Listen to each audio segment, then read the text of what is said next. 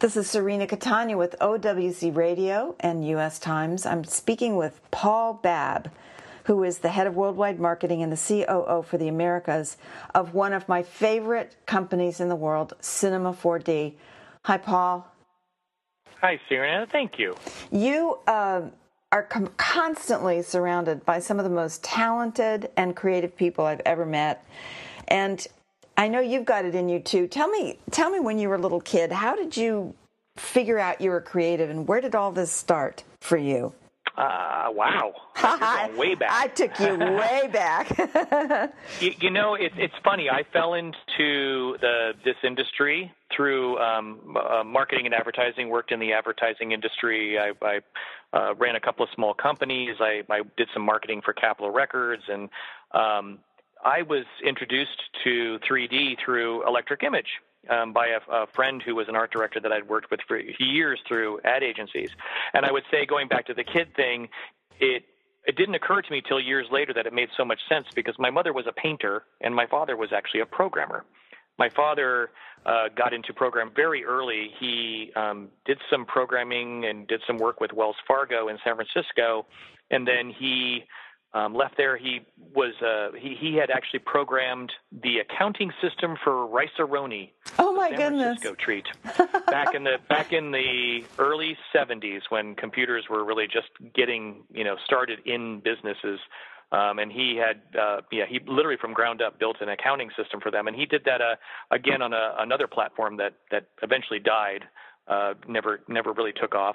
But so I think that combination of my mother being on the art side of it, my father being on the technical side of it, the 3D industry and the workflow just grokked to me, made a lot of sense. Mm-hmm. And you're really into I don't know if you still do it, but you're into theater, right? Do you also sing? Because you're a very creative person yourself. Thank you. No, I don't have time. But I have throughout my life been involved in the theater. My wife and I were involved in the theater when we were in our 20s. I still sit on the board of a small theater here in my area and try to help them out as much as possible, because in my early 20s, theater was the thing that kind of got me through college. That was the spark that kept me going to classes and kept me finishing my degree and that type of thing. Theater, but theater is a true love, and we still go on a regular occasion. And in the last 10 years, there have been a couple of occasions where I got roped into doing something, and I say roped like it was a bad thing, but I did enjoy it. But nowadays, there's a lot of stuff going on in Maxon, so there's not a lot of time for extracurricular activities. Oh my gosh, I can understand that. So they say that you are actually the person who is responsible for bringing Cinema 4D to the Americas. That was in like the late 90s? That was 96, 97. Yeah. I was introduced to cinema by a couple of artists that I knew in the industry. I had Electric Image had been purchased, and I had gone back into the advertising world and was freelancing, as I recall. And so a couple of people introduced me to the Cinema 4D, and I played around with it and got in contact with them. And I'm not sure how the impetus came, but they contacted me and asked me if I would help them with a press release, I think was the first thing that I did for them, and then ultimately helped them establish a presence at Macworld in San Francisco back in 97, I think. And then I had learned how to demo the product and met a lot of the people involved, and they invited me out to do a trade show in Germany. And while I was at the trade show, they asked me if I would be interested in opening an office and starting some representation out here in America. And so we started Maxon US in October of 1998. Wow. And now you're winning Academy Awards. Talk to me about MoGraph. I mean, that's pretty awesome. Well, I'd like to think that our marketing of the tool and the fact that we got the tool into the hands of the right people and the artists who have made MoGraph what it is really got the award. But the award was actually given to Per Anders Edwards, who was the programmer who initially started MoGraph. There's been a lot of other people, and the entire team worked on it, but the initial concept was his. And MoGraph, for people who don't know, it is a procedural workflow for creating motion graphics and in 3D. And it's It has been often copied. There have been plugins and feature sets that have been built for other 3D packages that have tried to duplicate the workflow of MoGraph. But there's something about MoGraph in that it's really fun to play with. I mean, you can clone objects and create hundreds of copies of an object and throw different effectors on them to animate them in different ways, and you can keep throwing things at it and watching it turn into something. And years ago, we had an artist at a trade show who showed us one of his workflows was to throw a piece of music that was inspiring him at the time for a particular project. And in MoGraph, you can actually use the frequency of music to move and change objects or change the clones in a MoGraph scene. And he showed us that was, or he did a presentation on how he used that as a way of starting his creation of things. And he would throw that music in there, throw objects into it and clone them and then have them affected in different ways. And that's how the project would evolve. So MoGraph is a great content creation tool, but for a lot of people, it's a creative helps the creative process in that they can play, sort of a playground for them. Isn't that important for creative people? We need to play, right? Oh, heck yeah. And I remember, I worked in ad agencies for years as a copywriter and art director and all that. And there are times when you're staring at the screen and you're working on a concept for a client that wants, the same thing, and you got to keep on finding creative ways to deliver the same message. And, yeah, anything that'll spark that creativity is really helpful. Absolutely. So there are a lot of people who are booked at NAB in your booth. So think about the people that are in NAB. Are there any MoGraph inspired projects or projects that use MoGraph extensively that you can think about that maybe I can point to when I post this? I can pull some visuals for it. Well, here's what I would say. You can go to c4dlive.com, and we have listed all the artists who are going to be presenting at the show and links to their work. I would say all of them have some motion graphics work in there. Although I think, Thomas there's an artist that does a lot of medical animation, scientific Brown. Animation. Thomas Brown, thank you. But you've got, we also have, which is really fun, we have Beeple. Beeple's coming out, and he's actually going to do an every day. For those who don't know, Beeple, he is the inventor and the pioneer of everydays, and it was his way of improving his skill. And I think he's been doing everydays for something like 12 years now, without missing a day. It's amazing. Just incredible. Yeah, it's so amazing. we have enlisted him to do an every day at NAB. So he'll be actually literally going through and creating his every day and then posting it during the show. He's actually coming into the OWC RADiO booth on Wednesday at noon. We're going to interview him. Yeah, he's a blast. I know. Just have the button ready. He's very colorful with his language. you might want to have the beep button ready for Beeple. Well, you know how I first noticed him. First of all, I love looking at art on the internet and how these amazing people create weird stuff. And I landed on him, and I'm looking at this stuff, and I'm thinking, this is genius. And then I noticed that he was calling it Beeple crap. Excuse my language. Beeple-crap.com is his website, yeah. And I thought... Well, and also speaking of weird stuff, we've got Nick Denboer coming, who is more affectionately known on the internet as Smearballs, SMEAR balls.com, I believe it is, and he creates some of the wildest stuff. I'm really excited to see his workflow and see what kind of work he does. He does some really incredible things. We've got some of some amazing motion graphics artists from companies like Big Machine, and I think Handle Eugene, who's coming out, has done some work for Perception. EJ, who's done stuff for his company. iDesign. Of course, Nick comes out and does a lot of. Nick Campbell from Grayscale Gorilla is a big motion graphics guy. And Barton, of course, Barton Dahmer, we talked about him before we started recording. Amazing company that he's formed, already been chewed. He's doing some incredible work out there, and I believe he just got back from Africa on a trip where he actually went out and spent his time teaching Cinema 4D and motion graphics to some schools out there, which is just incredible. And then, of course, we have the rock star of motion graphics also presenting in our show, Andrew Kramer.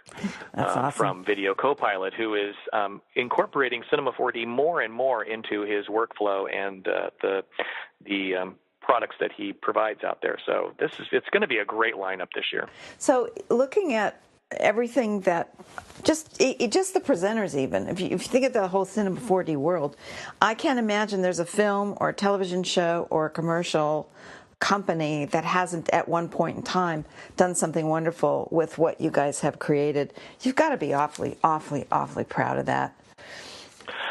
I am, and that's one of those things. And I'm getting to that age where I do look back at life, and I think I've bringing Cinema 4D over here and incorporating into people's workflow, and I'm mostly moved by the work that people do with it. I'm always saying, I've probably said it a million times in every interview, is I find the painting far more interesting than the paintbrush. So we go out of our way to promote the work that our artists do instead of talking about the features of cinema, because the artwork is just so much more interesting. And to even have influence that in the tiniest of ways by getting involved and trying to build a community and get people involved is yes, I'm incredibly proud of that. I'm incredibly proud of our community. Barton told me a story that when he was first starting out, he ran across this software and he started playing with it. And I guess he did something that you noticed, and you actually took the time to contact him in person and tell him you thought it was wonderful. And that threw him on a path in his life that, I mean, my goodness, look where it's come. He does incredible things. So you've mentored a lot of people. Yeah, he's one of the top. Yeah, he's one of the top guys in the industry. I mean, you look at his work for Nike and some of the music videos that he was a print guy. He was a Photoshop guy. He was doing print work, and he had started creating 3D elements that he was utilizing in his print work, and it was beautiful. I mean, just gorgeous work, and seeing what he was doing. And I also called him to thank him. He had done I think it was a tutorial for 3D World magazine, and he had incorporated cinema into it. So it was also, thanking him for for adding Cinema 4D into the workflow.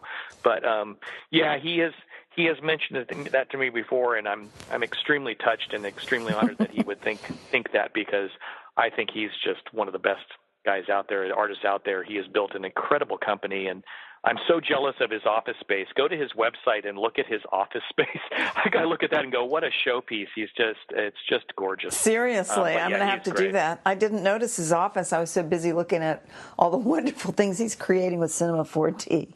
So, well, he built this, he bought this old historic building in Texas, and it's an art piece. I mean, his office in and of itself is a piece of art, let alone the work that they do. So, well, he did say a lot of people think he's in LA or New York, but he's really in Texas.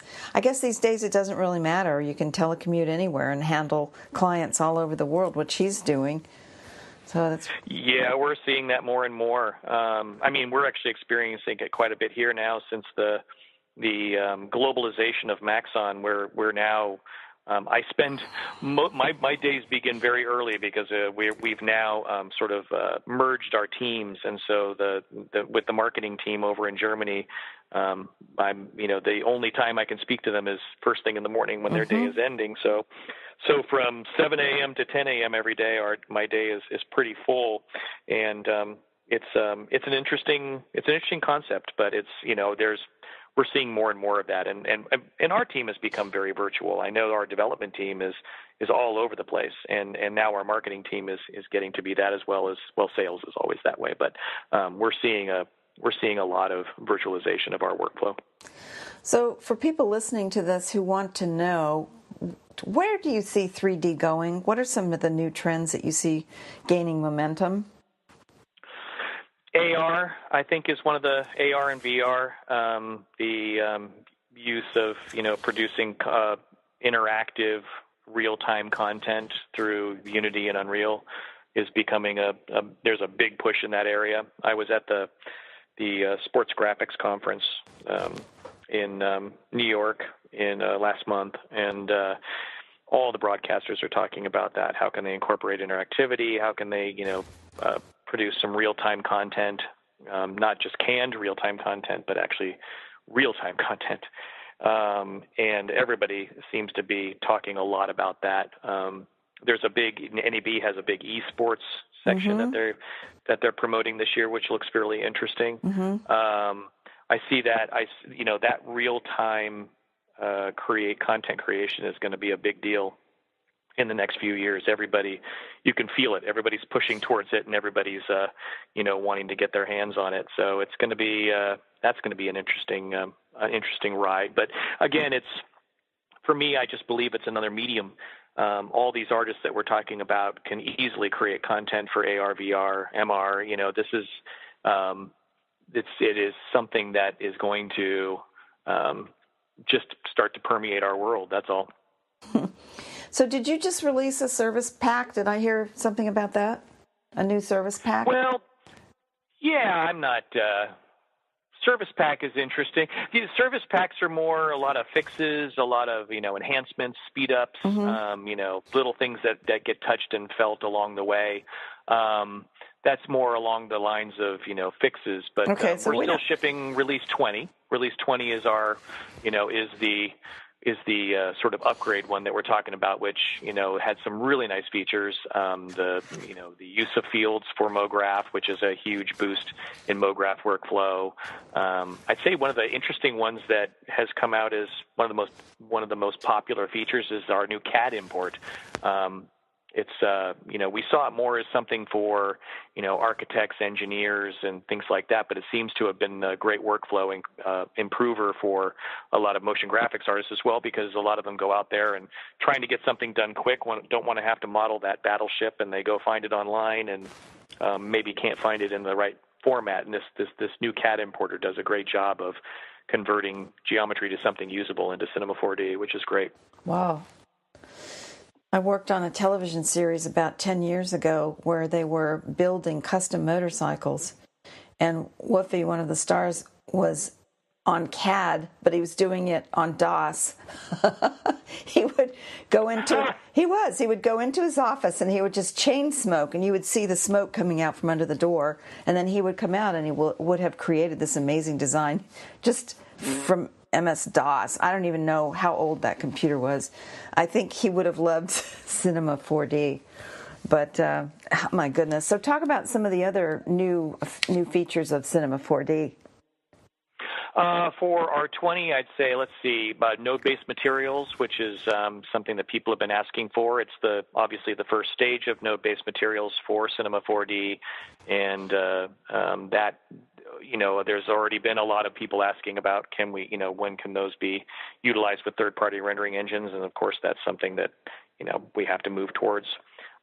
Improvements with I know, what am I thinking of? Volume modeling. Volume modeling is just one of the most amazing, another one of those MoGraphy really fun tools to work with. Volume modeling is basically you can toss objects into a group and move them around, and imagine if you had a large plastic sheet that was completely in big plastic sphere, and you could throw objects into there and move the objects and push and pull them to create models. It's really fun to play with, creates great geometry, and it's one of those things where you can create interesting things very quickly. That has been one of those tools that people have been raving about as well. How about in rendering? Anything new in rendering? There were a lot of new features added to the ProRender, the implementation of ProRender. There was some, subsurface scattering was added to that, some motion blur, depth of field, multipass rendering, a lot of little features for ProRender, shadow catchers, and that type of thing. A lot of great little features, because ProRender is one of those things that's just been being developed, but it became a much more usable solution within Cinema 4D and R20. I think Barton, I'll have to double check to make sure, but I think Barton was talking about the new features in materials that were helping him with his New Balance spot that he just did. Yes, probably the node-based materials. I know he's also been he probably uses third-party rendering engines. I think he's been using either Redshift or Octane in his workflow as well, which tends to be one of the popular things among our crowd. Mm-hmm. Those two in particular. Well, you think about, what about body paint? We should talk about body paint 3D for a second too, right? Well, body paint, it's still in there. It has not been updated in a while. Okay. I know that it's something that's been in discussion. Certainly, the hand painting of textures is not as is not as widely used. For adding detail and things like that, it's great. Most people artists are diving into procedural textures and things that they can do quickly. Body paint is that thing you can open up really quick to add some details to, quickly fix, any kind of texture errors and things like that. Well, I was looking at his new New Balance spot, and the details of. I honestly thought that some of that was live action. That's how realistic it was. Yeah. I felt like an idiot. I said, "Oh my God, look at that shot and the way it's lit." You integrated it so well. You said it's all CG. Every single bit of it is CG. Yeah, it's getting harder and harder to tell. There's artists of quality. That is so hard to tell. Well, I think Cinema D is not just the engine; it's really the whole train, isn't it? I can't imagine what could possibly compete with what you have. You've got to be so proud. I'm looking. We are, but remember, it's the artist, not the tool. You can, if you sat next to Da Vinci and he taught you how to paint the Mona Lisa, and you did that for 1,000 people, none of them would look the same. And so it's kind of the same thing. Cinema 4D is a great tool, and it does facilitate some incredible art, but ultimately it's the artist creating that work. Yeah, I think no matter what he would do with me, it would look like paint by numbers if I got hold of it. Sorry about that. I think Barton could bang two rocks together and make something look pretty. He really could. And I'm really going to enjoy what Beeple's going to do every day at NAB, and we'll get him in the booth Wednesday at noon, and we'll see what we can talk about there. I'm looking forward to it. Paul, I'm going to stop by the booth. Are you still going to be going strong on Thursday, or when is this all going to happen? I'm there from beginning to end for the entire show. So okay. Don't miss a moment. Yeah, well, it'll be nice to see you. I'll come by on Thursday, and I really would encourage. What booth are you in? We are in South Lower, 6324. And for those people who can't get to the show, we are streaming those presentations live on c4dlive.com. Okay, so if you're not at NAB, go to c4dlive.com.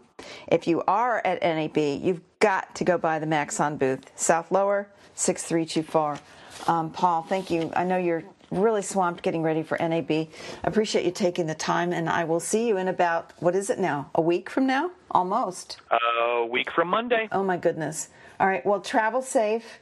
Nice to talk to you again, and we'll talk again soon. Thanks, Cirina. This is Cirina Catania with OWC Radio. I've been speaking with Paul Babb, who is the head of Worldwide Marketing and the COO for the Americas of Maxon, and one of the people responsible for bringing Cinema 4D into our side of the world. Thanks for everything. And everyone, you know what I tell you, get up off your chair and go do something wonderful today. We'll see you next time, and thanks for listening.